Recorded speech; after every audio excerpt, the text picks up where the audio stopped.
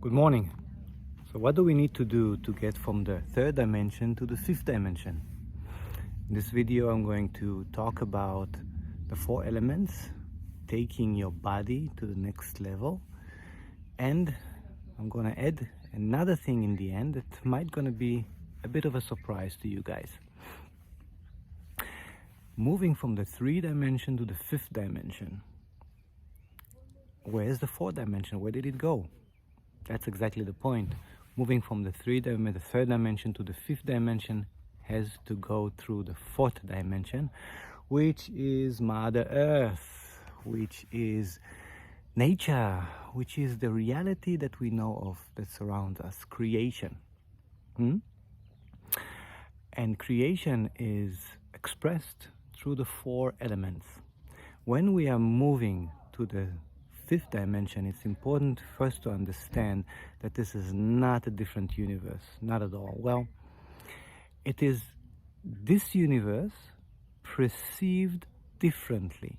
There's going to be more light that is going to come into your life, or you're going to open up to a brighter spectrum of the light, and therefore you're going to experience this very reality different on a fifth dimensional level.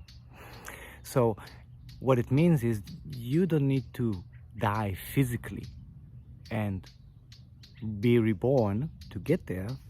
You take your body with you. The death that you're going to experience is the death of the ego. We're going to talk about it later.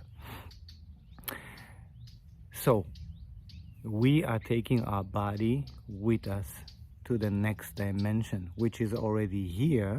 We just need to adapt to it and change our perspective to it. So when I say we are taking our body, it means that there are some physical adaptations, changes that needs to happen.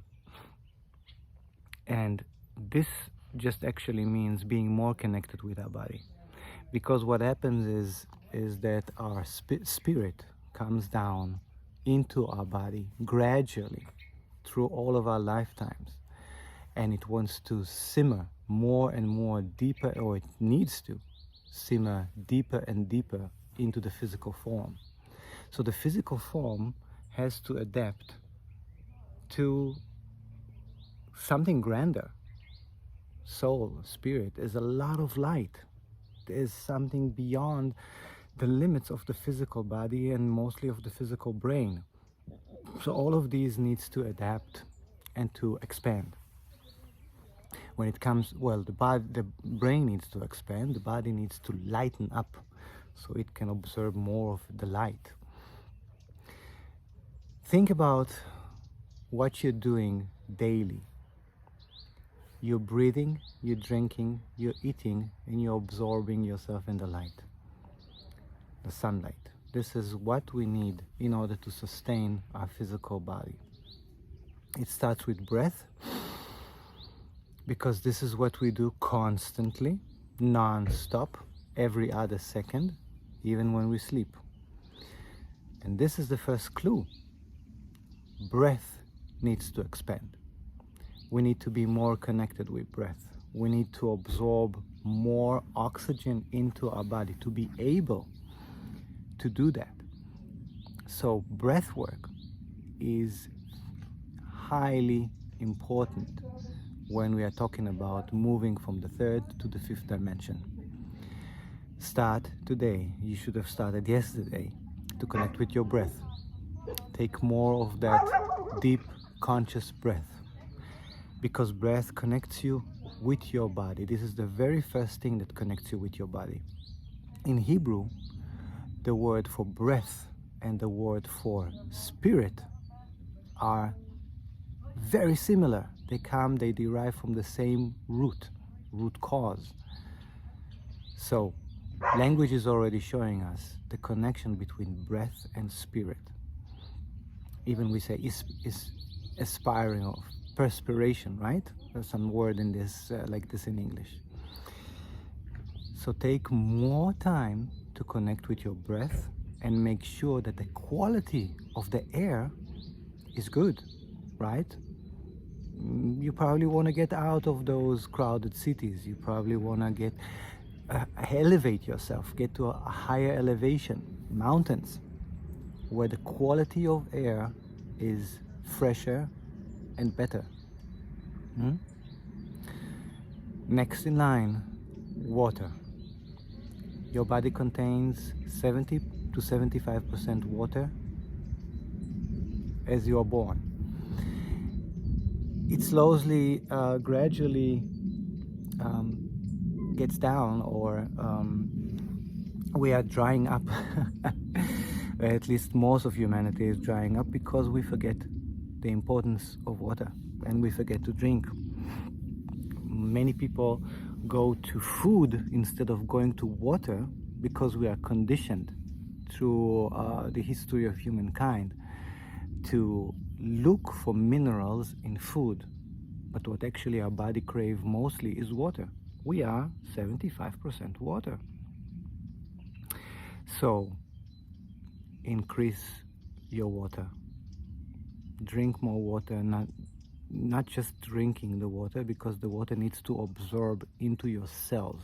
So you need to make sure that you're also in movement, meaning that you create expansions in your body through yoga, through exercise, and that expansion allows the cell to absorb the water that you're drinking. Otherwise, you're just gonna drink and you're gonna pee or sweat the water outside, right? It needs to be absorbed in your cells. And here too, the quality of the water is very, very important. Water are carrying information in there, water and light. So it's very important that the quality of the water is good.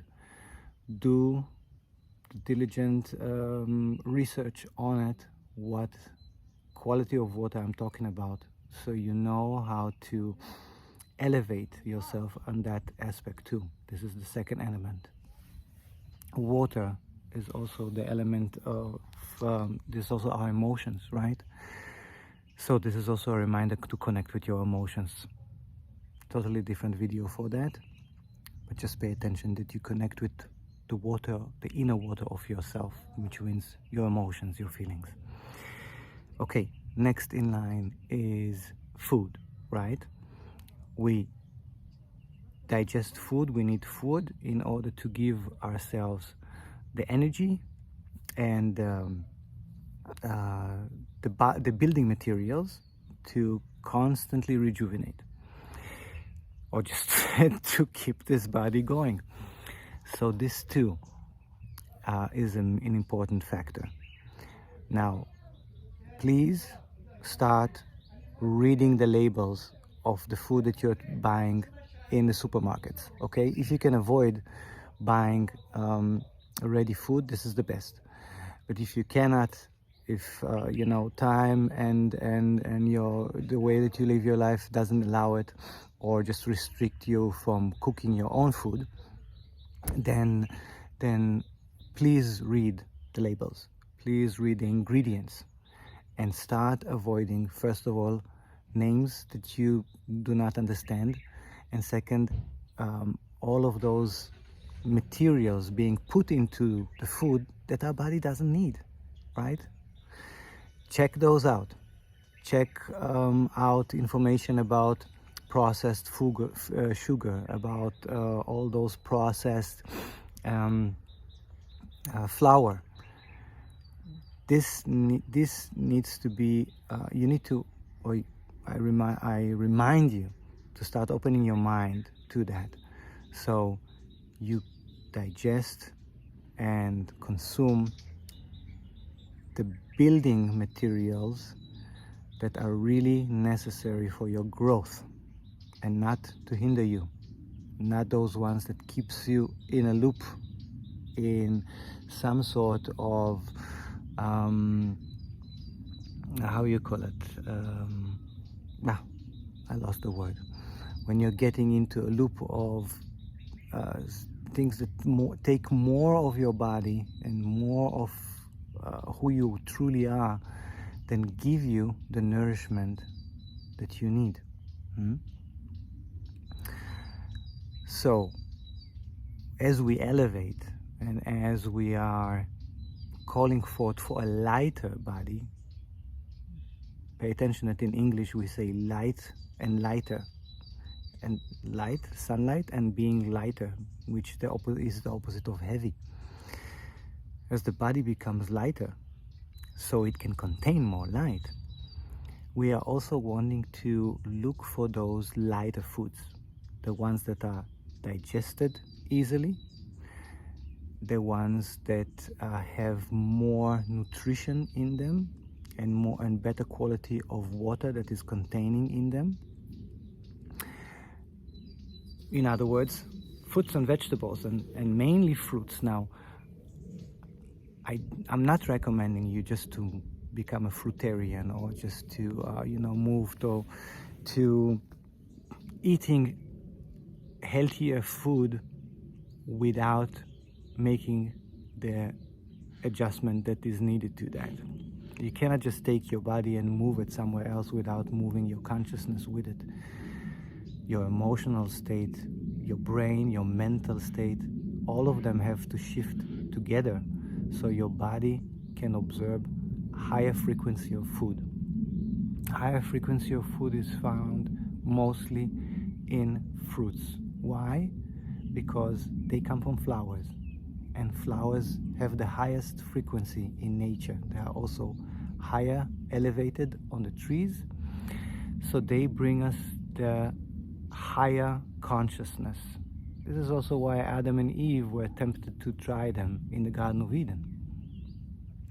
So as you're moving towards more higher frequency, higher elevated food, just remember that these effects, for them to stick, for them really to be embodied, to stick in your body, you have to make the certain adjustments when it comes to your emotional well-being and your mental state. Okay? You have to make the parallel adjustment. All right.